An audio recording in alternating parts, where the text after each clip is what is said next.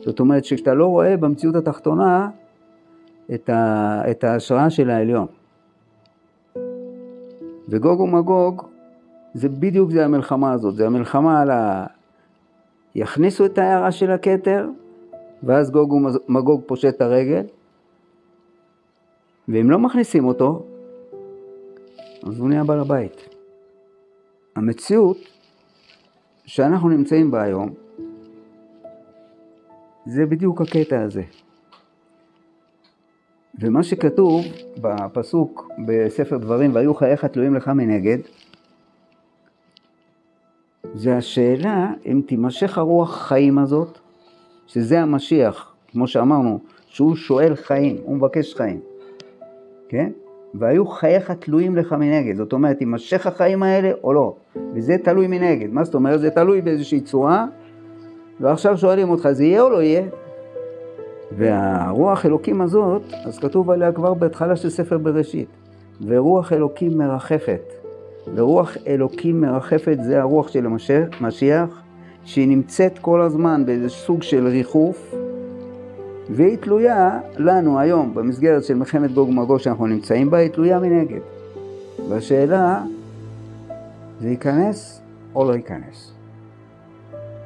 וכל הסיפור שלנו זה פה. עכשיו, ונחה עליך רוח השם. זאת אומרת, נחה עליך רוח השם, זאת אומרת שעכשיו אתה צריך שזה, אתה תפעיל את הרוח הזאת. התיקון המידות אף אחד לא יכול לעשות בשבילך. אבל נחה עליך רוח השם זה תלוי אם כשאתה רואה את זה מנגד, אתה משאיר את זה מנגד, או אתה מפעיל את הרוח ואתה נכנס לתוך התמונה. כל אחד יודע איפה נקודות חולשה שלו, איפה הוא מפקשש, ובאיזה מקום החיים שלו תלויים לו מנגד, שאני רואה את זה ואני לא יכול לעשות שום דבר. יענו 70,000 פעמים כבר הוא הגיע לקטע הזה שלי ייפול צדיק וקם. אני מנסה לקום ואני לא מצליח. שום תקומה לא חלה על המציאות שלי. ואני רואה את החיים האלה תלויים לי מנגד. אני יודע במה זה תלוי וכל פעם אני נופל שם כמו טיפש. אבל זה המציאות שאנחנו נמצאים בה. אנחנו נמצאים במציאות מאוד מאוד קשה. זאת אומרת, אנחנו נמצאים במצב של החיים תלויים לי מנגד ואני לא יכול לעשות כלום. לא יכול. לכאורה. אבל עכשיו זהו השאלה. אמרו צדיק באמונתו יחיה. מה זאת אומרת שבאמונה שלו יחיה? הוא יודע שהשם יתברך בעל הבית של המציאות. וזה לא משנה לאיזה מצב אתה הגעת. זה לא משנה באיזה מצב אתה נמצא.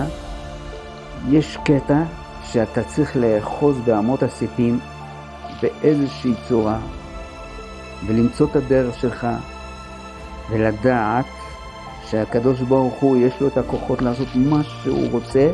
הוא רוצה רק שהנפש שלך תרצה את זה ולא את זה. אני מדבר על הכאבים של הנפש שלי, של כולנו, אנחנו כולנו בתוך הסיפור הזה. כל אחד לפי הבחינה שלו. וזה המלחמה עכשיו, וזה לא יעזור שום דבר. וזה מלחמת גוג ומגוג. ובשליטה של הרוח הזה, יאיר המציאות הזו של גן עדן.